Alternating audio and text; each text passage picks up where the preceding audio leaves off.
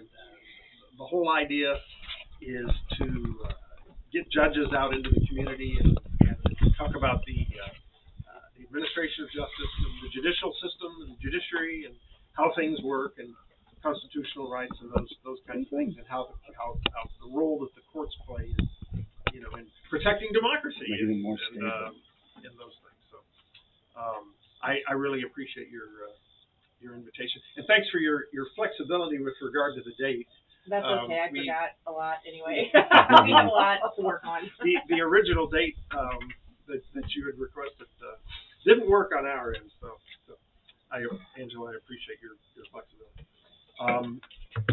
I mentioned before we got started, I have a soft spot for Lincoln County since I used to represent Lincoln County in the state senate. So, and just a little bit of background, I just retired actually after 32 years in public office, 6 in the House of Representatives, 8 in the Missouri Senate, and I represented Pike County, Lincoln County, Warren, and Montgomery, and then about a third of St. Charles County.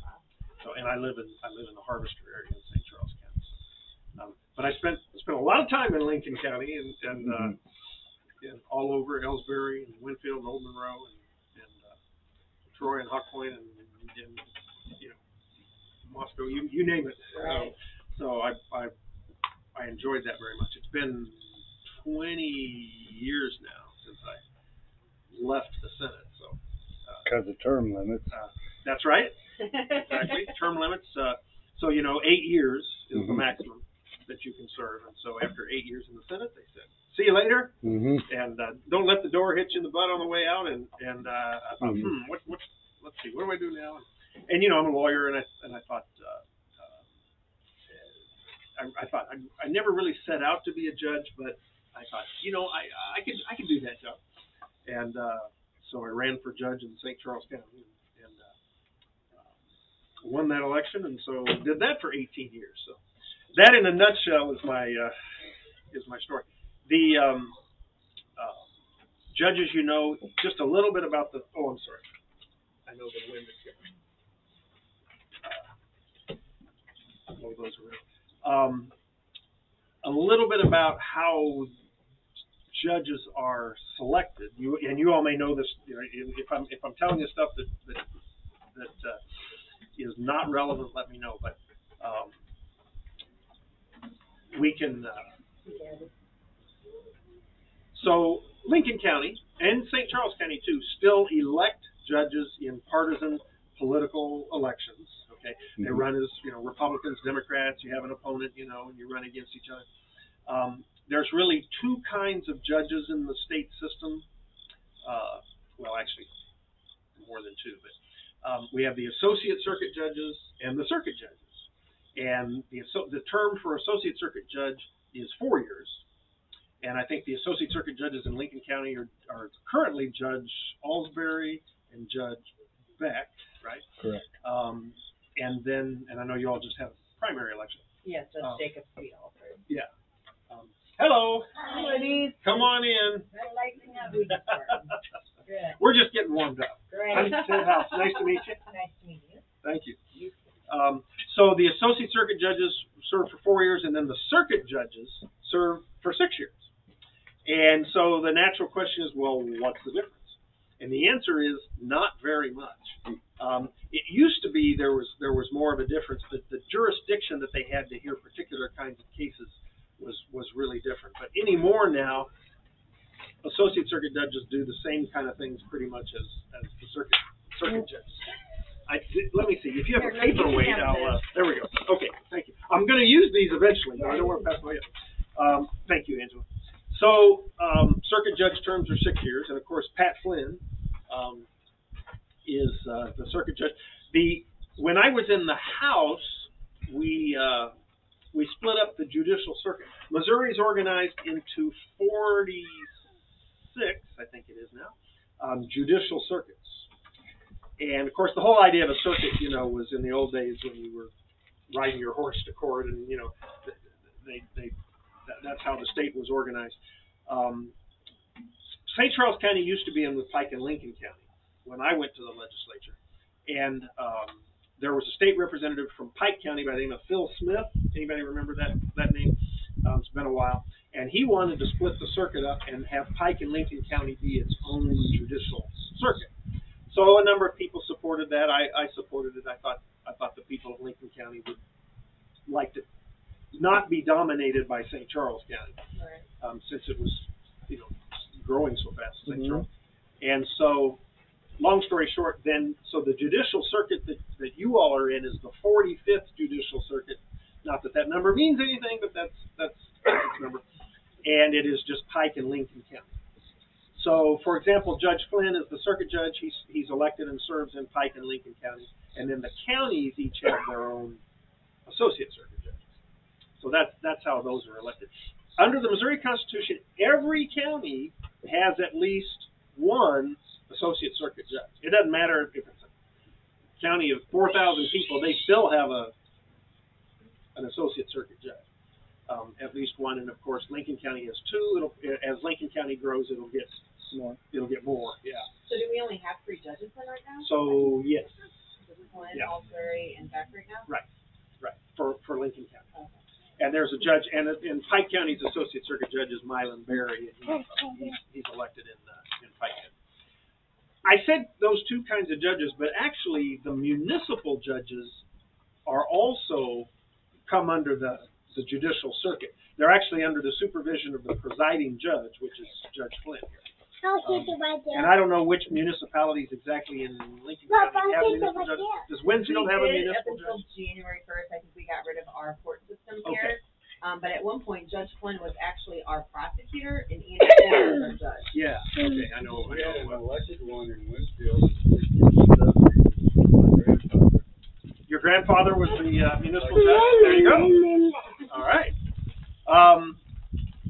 So did you manage to stay out of his court, right? So. Oh yeah.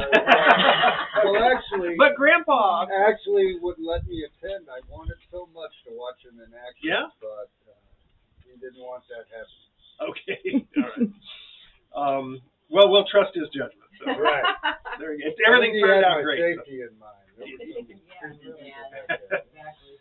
So the municipal courts actually come under the supervision of the circuit court, even though they really operate kind of independently on their own. I mean, obviously they're subject to state law and the supervision of the circuit court, but a lot of towns elect their own judges still, or they're appointed by the city council or board of aldermen or mayor, depending on the charter of that city. I don't know how many municipal courts Lincoln County still has. Probably a few. I imagine Troy's got its one, and Boston Mills, and a few others. But anyway, so those judges are important too. We always say the municipal judges are really important because for most folks that might be the only contact they ever have with the judicial system. So we want obviously you want people to have a good experience there, or at least as good of experience as you can have when you're in court. When you're in court, right? Correct. So And those judges, the municipal judges, it really depends on the individual city. The state law doesn't mandate that. So I think most of them are short. I think it may be just 2 or 3 or 4 years. But that's up to the individual city. That's what's for Ben. No state regulation. Yeah. And then of course above the circuit judge is, if you have a trial in the Lincoln County courthouse, and I've presided over a few jury trials there when I was a judge. Sometimes you get assigned to cases outside of your county. If someone wants to appeal those decisions, then of course that would go to the Missouri Court of Appeals. And the Court of Appeals for Lincoln County, it's in the Eastern District of Missouri, of course, and they're in St. Louis. They're in downtown St. Louis. So that's the Missouri Court of Appeals. Can we use like Referia as a example? Are you familiar with that Pam Huff Referia? Sure, a little bit, yeah. So, I mean, obviously he was sentenced and then was, I don't know, can you help me out here? Well, I think there was an appeal there. I don't want to get into the details of the case, but did that go to St. Louis? But that went to the Missouri Court of Appeals. Okay. Yeah. In St. Louis. Yeah. And then of course, if someone feels like the Court of Appeals still made a mistake, they can appeal it to the Missouri Supreme Court, which should say. I've been watching Making a Murderer. Have you ever seen that? No, I haven't. Oh my gosh. Well, it's a documentary about this family in a very small, I'll just elaborate very shortly about it, but yeah, it's just, it shows what this family had to go as far as the judicial system all the way up to the Supreme Court. Yeah. The Supreme Court doesn't have to take cases. Sometimes they can say, no, we think the Court of Appeals handled this and we're not going to. Where does the Circuit Court of Appeals work in that? Well, Take it away, Mama. so you've got the Circuit Court in the Lincoln County Courthouse, then the Missouri Court of Appeals, then the Supreme Court. Okay. So, yeah, that's the phrases that they use for that. So that's just kind of a nutshell of how, you know, the judicial system is structured. My little handout here is on the purposes and roles of the court. And, you know, if you all have, I appreciate your questions because, you know, I want this very much to be a dialogue. But I've got just a few bullet points here, as they say, on the purposes of the court. If I were to ask you, what do you think the purposes of the courts are? What would you say? No comment. Well, in general, What is the intended purpose of the court? Yes. Is to ensure that justice is served and to ensure that people's constitutional rights or that laws are constitutional. Okay. And that people who have been charged with not obeying the laws are given a fair trial to ensure that all the evidence points to that they did commit whatever. I appreciate that. That all sounds good to me. Anybody else think of a different? Why do we have courts? What function do they serve? I believe that they were supposed to work for the people. I mean, I don't believe that that's true in all cases, but I think that's the purpose and all dignity, Public safety kind of. integrity. Okay, all of those things I think are good. You know, we're a democracy, right? So certainly the courts should work for the people. Well, our system of government is a republic. I'm aware of the distinction. I'm not. Go ahead, Denise. So we have democracy. We are a republic. How's that? Maybe that's the accurate way to put it. But certainly, you know, we have government by the people and have democratic values, and so it's important that the courts, you know, reflect the values of the people. I think that's why we elect judges locally the way we do, because I think that the judges should reflect the values of the people. You know, I'd be on the bench in St. Charles, and you know, certainly you're bound by the law of the state of Missouri. That's the First and foremost, you know, what we have to do. I can't just go do what Ted House wants to do. You know, that's probably a good thing too. So, but you know, I'm bound by the law of the state of Missouri, and if I apply the law erroneously, then the Court of Appeals is going to tell me that. You know, and that's the way it should be. But I think too that because we elect our judges, there's nothing wrong with me saying, you know, in a case in which I have discretion, you know, to decide what to do, if it's a criminal case or even a civil case. What do the people of my county, my circuit, what do they think? You know, what would they do with this? And I think that's appropriate because, like I say, within the discretion that judges have, we should reflect the values of our community. I have a quote that might. And judges have a lot of discretion in Missouri. Yes, sir. I have a quote that might address it. I know everybody's heard of Hammurabi saying an eye for an eye, but a better quote is that the first purpose of government is to protect the powerless from the powerful. I'm putting that on a t-shirt. Yeah. I like that because, you know, I think that people who are oppressed and you know, the vulnerable and to me that's my philosophy of government. You know, it sure is. Well, I think you all have identified a lot of these purposes of the court. So let me just hand, since I went ahead and copied these off, I'll hand out my little handout here. If you would pass this around here. These are some purposes of the courts that some folks have come up with. It's not necessarily the only ones, but let's just run through these real quick as a framework for our discussion. And I think you said to do justice, right? Mm-hmm. It's all about justice. It's about, you know, a judge has a responsibility to be fair and impartial above anything else, you know. If you have an interest in the outcome of the case, you shouldn't be the judge on that case. You know, judges can recuse themselves, right? And you bring in somebody that, you know, that does not have a personal interest. Doesn't mean you don't care. It just means, you know, no personal interest. But to do justice in individual cases. So, you know, I said judges need to apply the law of the state, but you always have to apply that law to the specific facts that you have in the case before you. Sometimes that's easy. Sometimes that's hard, because that statute written in Jefferson City, you know, 50 years ago, it may not match your fact situation exactly. So you got to figure out how to apply it. So, but clearly justice is the aim. Like I said, to be fair and impartial. Judges should never assume facts in a case. Okay, you know, the news media may assume facts. Right, all day long. Yeah, they do that. You know, there may be scuttlebutt on the street about what's going on. You know. But the one person who can never just assume that something happened is the judge, because the parties are held to their burdens of proof in the case. You know. Right. Even if you knew in your mind something was not correct, you can't. It all depends. Mm-hmm. I'm glad you asked that. It all depends on the evidence in the courtroom. Mm-hmm. That's the only thing I care about as a judge. I don't care what my neighbor told me last night. I don't care what I saw on, you know, the Channel 5 news. The only thing I base my decision on is the evidence in the courtroom, and you know, the pleadings that the parties file.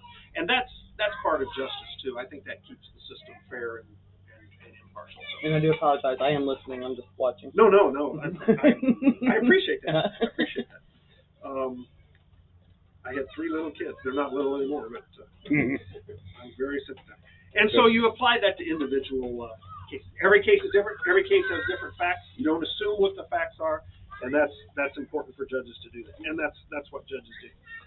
To show people that justice is being done in the courts, you know, that's important. If folks lose confidence in the judiciary, Randy, it can't function. Okay, because, you know, we don't have an enforcement arm. You know, we're not the police. we're not the infantry. You know, that's the we I can sign a piece of paper. I can sign a judgment, but, you know, unless folks ultimately have confidence in the judiciary, then it's just a piece of paper. Right? So it's important to show that justice is being done in the courts. Obviously, number 3, protection of individual liberties and rights. Right? Hello, ladies. Hello. Hi. Come on in.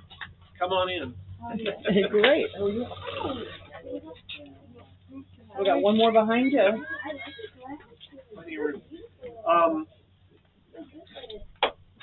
You know, we value our liberties under the U.S. Constitution, right?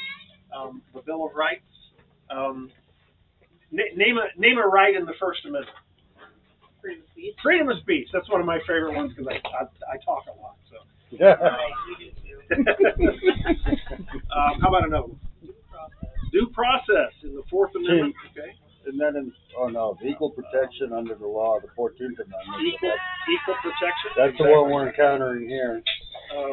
We cannot, no citizen, no person can be deprived of life, liberty, or property without due process of law. Okay. Doesn't mean you can't be deprived of life, liberty, or property. It just means there has to be due process. So protecting the individual liberties is certainly the responsibility of the court system. And, you know, all through the Bill of Rights, free exercise of religion, right to keep and bear arms, the due process clause, freedom from unreasonable searches and seizures, you know, search warrants. You know, I probably signed 1,000 search warrants when I was a judge. And in every case, you know, the police or whoever had to swear a warrant with sufficient fact stated that gives probable cause to believe that a crime had been committed and that there's evidence of crime in a particular location. So that's all due process of law. Offering a peaceful means of resolving disputes. Are you listening to me? Yes, I am. Benjamin was in my class. Okay, quiet. Oh, And she okay. just It's hard to tell a kid to be quiet in the car, right? This is where you're supposed to be loud. Peaceful means of resolving disputes. Okay, we could, we could shoot it out in the streets, or we can take it to the courthouse. I don't know about you, I'd rather resolve in the courthouse because I'm more likely to survive. So it's obviously the judicial system serves that function. Countries that have very weak judicial systems have a lot of violence, and so that's one of the beautiful things about America. Providing an official record of legal status of members of society. I think what they mean by that is just that courts are always courts of record, and everything's transcribed. There's a record of everything that judges do. You can access it, online. Who knows about CaseNet? You go to CaseNet, right? Hopefully what CaseNet will do right now, when you go in, you can see what happened. You can see like the title and the heading, but sometimes you can't get into the document itself. And I think what they're trying to do from the state is make it so that everybody can get into the actual document. And virtually every document is public. There's a few things that aren't public, like juvenile records and child sex abuse and those kinds of things. Protecting victims and those. Protecting victims, exactly. I have a question on that one. But yes, ma'am. How come they are putting, is the newest address you have down instead of even where you was at the time of the crime, if you want to call it that? But like nowadays, you go in and you look. On CaseNet, you mean? Yeah, and the address you're at now is what's on everything. Well, I don't know. I suppose just to keep it up to date. That But kind of messes up when you're trying to look for your credit scores and stuff. for your what? For your credit scores. Oh, I see. Okay. I that's a good question. I never thought about that. I'm just not sure. Yeah. But the whole idea of the court system is to provide a record of everything, and of course transparency is important, and it's all open to the public. And if you can't get something on CaseNet, you can always go to the courthouse and access any document that's open. So that, On anybody? yes, Really? yeah. As long as Because it's if I want to, like, if you lived right there, and I was like, I think I need to go get a copy of the criminal record. I can just go up there and. sure. Really? Wow. Divorce papers, probate matters, wills Wow. and trusts. Yeah, it's pretty. I mean, on the one hand, it seems sort of like a scary invasion of privacy, and on the other hand, it's part of that openness and transparency. Right. You might have to pay for copies. Well, They yeah, maybe they might charge you like up to 13 cents or something. I think. Yeah. Per copy. You can't. When I was a judge, about half of what I did were criminal cases. Obviously, the judicial system deters criminal behavior. There's a debate about how much it does, is it really a deterrence or not? But I think the fact that there's consequences for criminal behavior probably is a deterrence, and so that's a function of the courts. The big question there always was in murder cases, does capital punishment, the issue is, well, does that really deter crime or not, and I think in some cases it does, some cases it doesn't. It just depends. But obviously there's some